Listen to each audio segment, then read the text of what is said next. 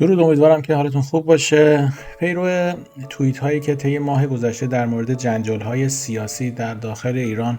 خدمت شما عرض کردیم، خواستم یک توضیحی بدم که مقداری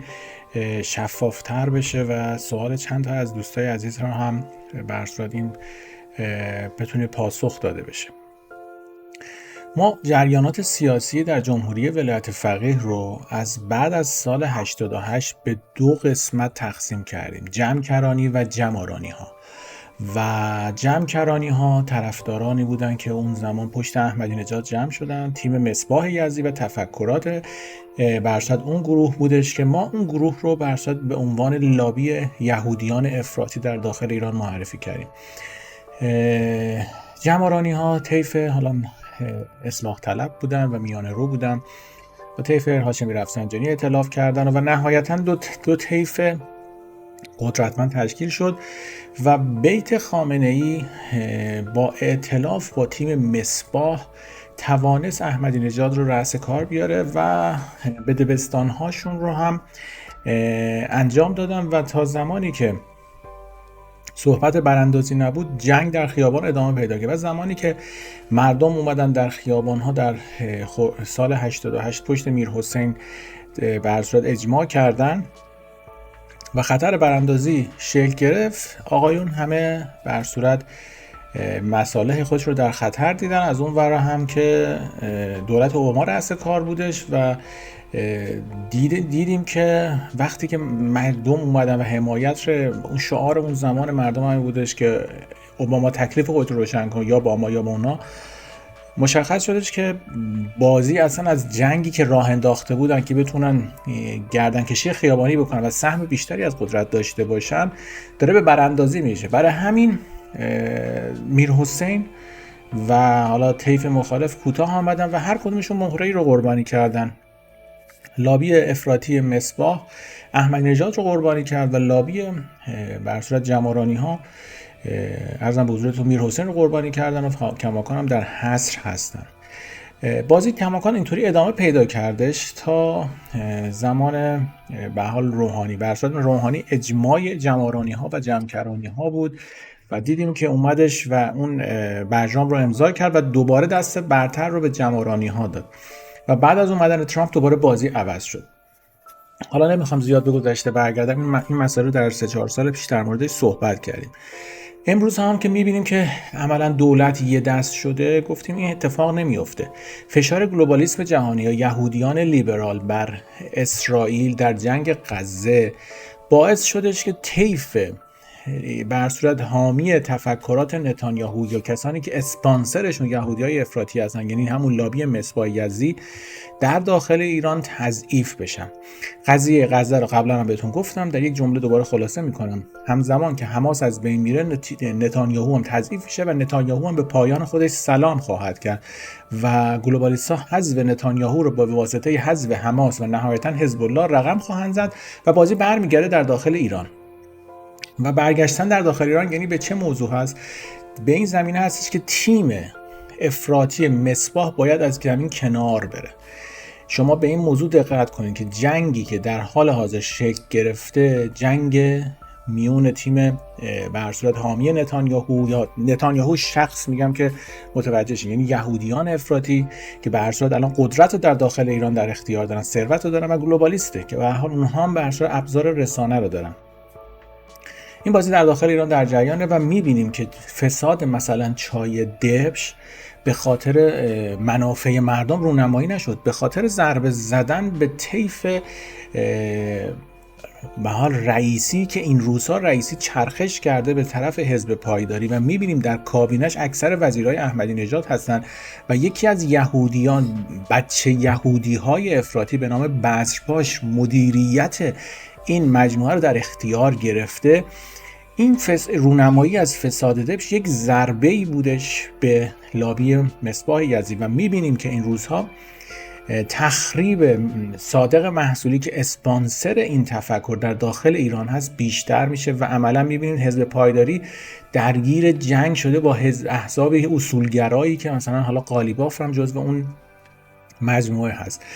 دیدیم که بودجه دیروز هم در مجلس تصویب نشد، یعنی عملا بحث بر صورت بودجه سال قبل با بودجه امسال هیچ فرقی نمیکنه، ولی این یک چراغ قرمزی هستش که اجازه نخواهد دادش که حزب پایداری دوباره روی کار بیاد و بتونه بر صورت اقتدار کشور رو در اختیار خودش بگیره. رئیسی یک نوچه مجتبی خامنه‌ای بود، یک توسریخور بیت خامنه‌ای بود، ولی وقتی اومد رو قدرت دوباره مثل احمدی نژاد هوا ورش داشت و برای اینکه بر صورت اون سناریو رو تکرار کنه نزدیک شد به جبهه پایداری و الان می‌بینیم که 50-60% کابینه یا بیشتر وزرای احمدی نژادی و همون حاوی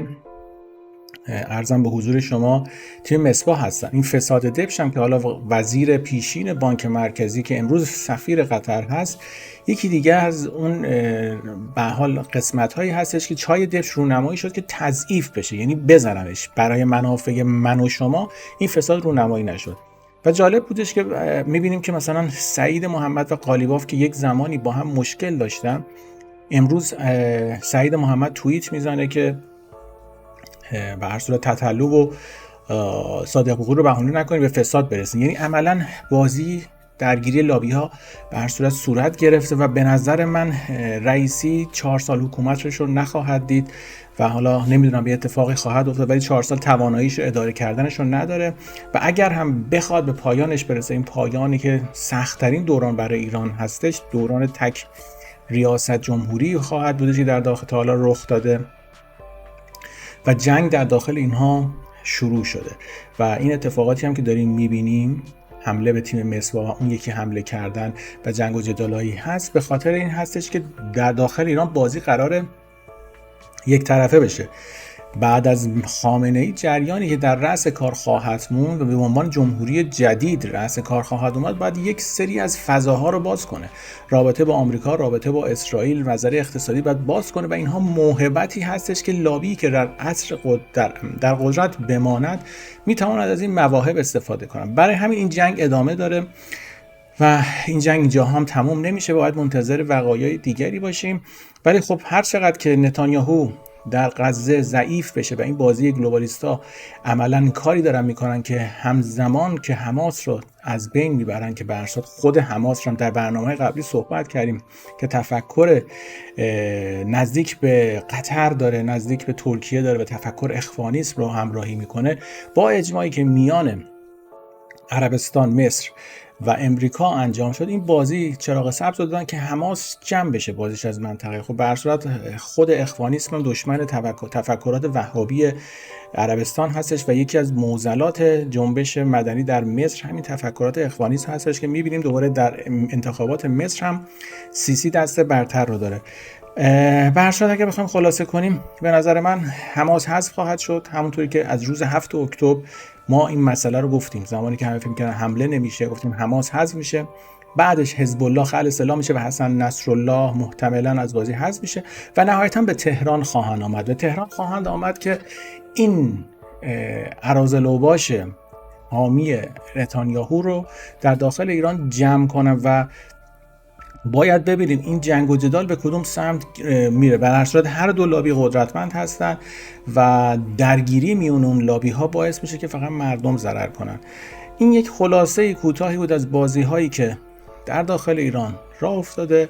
و برای اینکه حالا ممکنه 3 ماه دیگه، 6 ماه دیگه، یا ماکسیموم 1 سال دیگه این بازی باید تغییر کنه، چون ما یک سند 20 داریم که باید مردم به واسطه یک اتفاقی حامی دولت بشن که بشه این الگوریتم ها رو برای رسیدن به نظم نوین سریعتر جلو ببرن. الان مردم مخالفن و تنها راهی هم که به هر حال مردم رو میتونن به خط کنن اینه که مقداری آزادی های مدنی رو بدن، حجاب رو آزاد کنن، مقداری از اون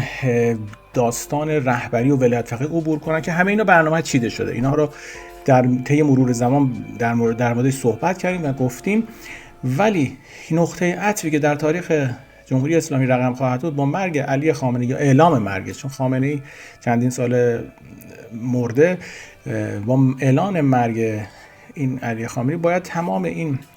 بعد مشکلات برطرف شده باشه و یک حاکمیت یک دستی رسیده باشیم که دیگه درگیری ایجاد نشه. و اون نقطه عطفی هستش که بعد از مرگ علی خامنه‌ای اینا میتونن مثل بعد از مرگ خمینی رفراندوم قانون اساسی بزنن و تغییراتی رو ایجاد کنن. الان حمله به تیم مجتبی خامنه‌ای از طرف رئیسی داره انجام میشه، تضعیف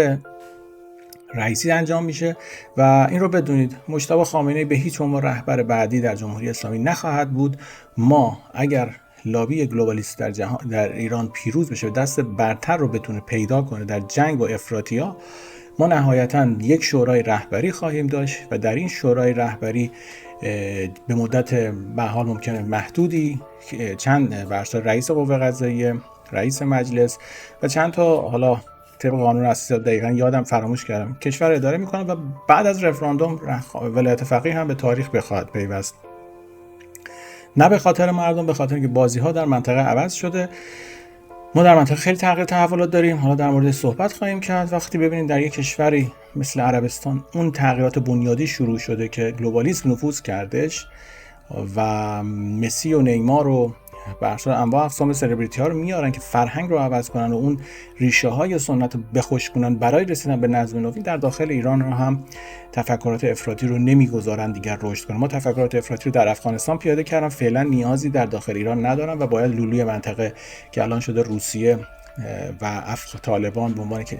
به حال دو کشور متحجر، یکی فرهنگی یکی ورسا متجاوز جنگی شناخته شدن و جمهوری اسلامی باید نقش عوض شه. برای همین می‌بینید که این طی این 2-3 سال گذشته درگیری ها زیاد شده و جنگ امروز هم جنگ کلاسیکی هستش برای رسیدن به قدرت و یهودیای افراطی که امروز در داخل ایران به مراتب قدرتشون بیشتر شده، بعد از اومدن ترامپ تونستن تضعیف کنن، در جنگ هستن با گلوبالیستا. رئیسی هم برای اینکه بتواند به حال رهبر قبلی باشه و این سیستم رو اداره کنه به حزب پایداری نزدیک شده و جنگ بین حزب پایداری جمهوری ها و جمهوری ها کماکان ادامه داره. این یک خلاصه کوتاهی بود در مورد اتفاقاتی که داره این روز در عرصه سیاسی ایران میفته. بازی ایرانیان سیاسی ایران هم زیاد جدی نگیرین، اکثرا حاشیه است و برای اینکه واقعیت ها رو مرور کنین، اخبار رو از دریچه های متفاوت ببینید. ایران یکی از کوچکترین اجزای بازی هستش که اکثرش حاشیه سازیه به جای اطلاع رسانی و مردم رو درگیر اخبار زرد میکنن، درگیر صادق حقوقی میکنن، درگیر تتلو میکنن، درگیر ساسی مانکن میکنن، درگیر فساد دبش میکنن و واقعیت ها داره کنار میره و دقیقاً تمام سند 20 سازمان ملل رو در داخل ایران دارن پیاده سازی میکنن. برای همین این بر صورت جنگ و جدال هایی هم که میبینیم برای رسیدن به فردای بعد خامنه‌ای هستش و بعد فردای خامنه‌ای یک سری موهبت هایی هستش که به کسی که در قدرت باشه خواهد رسید و این گروه ها تلاش میکنن از اون موهبت ها استفاده کنن.